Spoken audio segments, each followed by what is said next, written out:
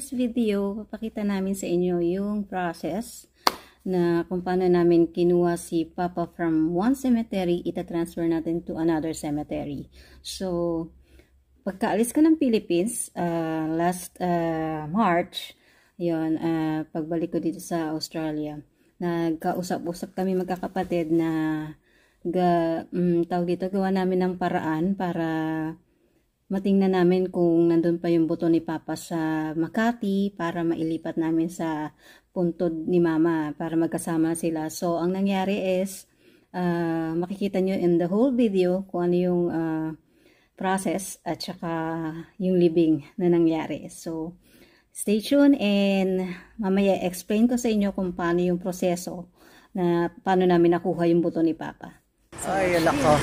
Nandito na ako ngayon sa St. Paul sa office nila. Ngayon ay Lunes. So wala, hindi pala siya open. Lahat ng mga empleyado naka-off. So babalik tayo. Dito ang pinaka-office nila. Tapos sinabi din na dito rin daw inaasikaso. Kaya next po muna, total sarado naman. Diretso na ako ng sementeryo para baka may makausap. Hopefully, may natanungan na ako, nasa loob na ako sa sementeryo. Buti na lang may natsyempoan akong tao. At least na. Baka makakita ko sa banda rito. Kasi marami na palang binasag. Dito, banda rito. Gusto nyo na lang yung caretaker mamaya. Katabi nun, hindi ganyan yun eh. Flat lang. Solo lang parang siya? Ganito lang siya, ganito lang siya. Ako, ingat, tutigyan mo nga ako yan kung matatanda. Sana, matandaan ko. Ayun! Pero bukas na eh. Ha? Nakita ko na. So ano na to, bukas na ito. May iwan ko, may laman to, may buto to. Ayan Herunjo, Hilo. Ayan, yan. Ako na ito, tanggal na. Basag na eh. Oo, kaya... May buto-buto na. Inano na yan. Sorry. Inano na yan ng caretaker. Kinuha. Oo, nilagay na sa Sako. kahon, sa box, para ready nyo to pick up. Okay. So, kaya, yan. Dali makita, di ba? Yes. Katabi lang yan eh. Ayan, tinitingnan sa logbook. Ayan. Nasa logbook. Nasa logbook, nandiyan na yan. Ayan 1989, January. Herunjo. Pinapikaso na yan ang... after makita ni Kuya yung mas secure na nandun nga yung buto, ayun, process niya na unti-unti yung mga needs para makuha namin yung buto and i-transfer sa Taytay. So, ayan na yung mga susunod na magaganap. So, stay tuned. Ito ang cemetery.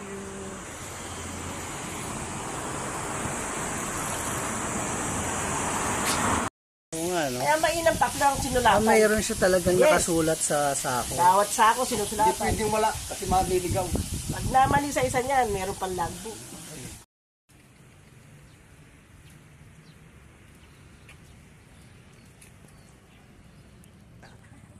Siyempre. Oh.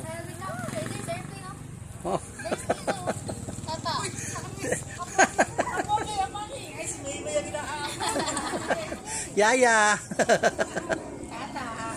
Tata niya yan eh.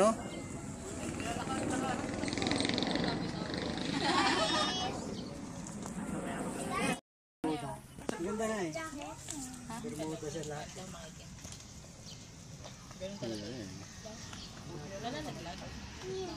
Yan, bulaklak ni Papa. Wow. Ito? Oo. Kasama yan.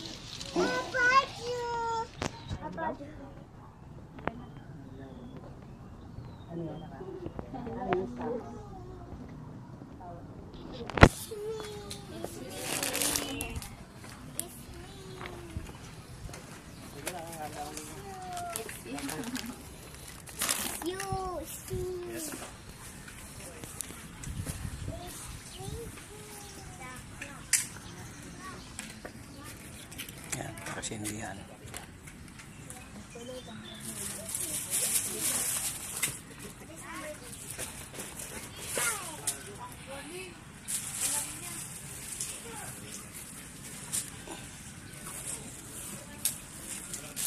So, buwan na to. Okay na to. Ito na lang dito.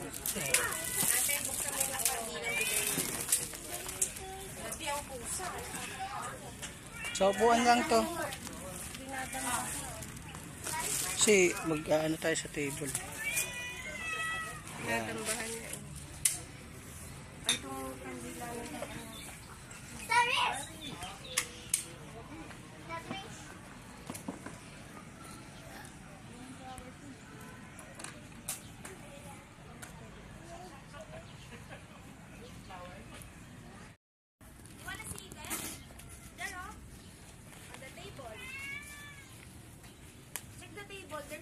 Magna!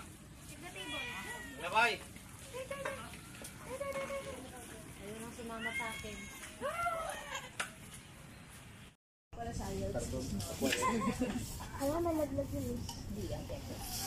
Close na.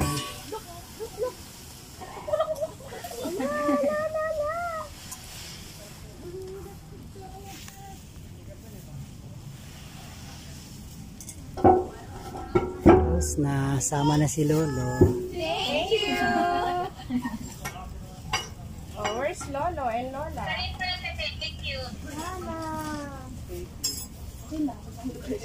Ay, tatalon. Mababa na yun dito. Uy, try mo lang. Try? Wanna try? Wanna try? Og! Okay. Who's there? Oh, where's Lolo? Na. Okay, paano ba maproseso ang paglipat ng mga remain ng papa ko papunta sa ibang sementeryo? Okay. First of all, ang una kong ginawa is nagpunta ako dito sa sementeryo ng Makati Catholic Cemetery para ipahanap kung nasa na yung mga buto. Dahil itong Makati Catholic Cemetery ngayon ay dinedemolish na to for renovation. So lahat ng mga patay at buto ay pinatatanggal na. Now, a good thing, ang nakita naman yung buto nasa box, nakalagay yung date, born and died ng father ko.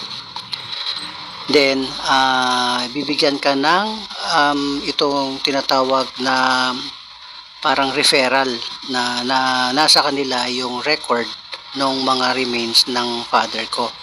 Ito ay in-address doon naman sa St. Paul Church ng Makati P. Burgos sa may poblasyon, dahil yun ang head office ng Makati Catholic Cemetery.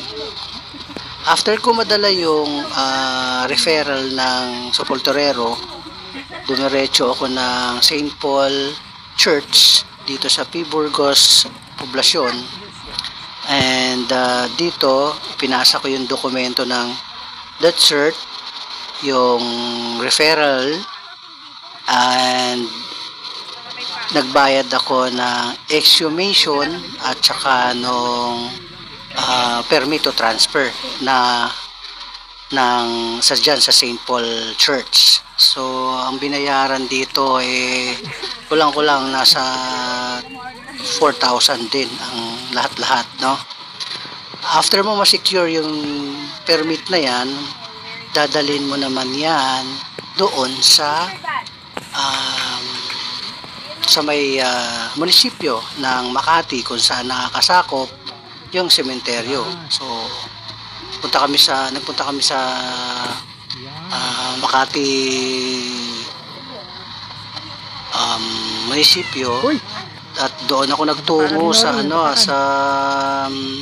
tinatawag na civil register para i-record na for pull out na, and then tsaka ako nag-proceed para humingi ng sanitation permit from the municipality of Makati.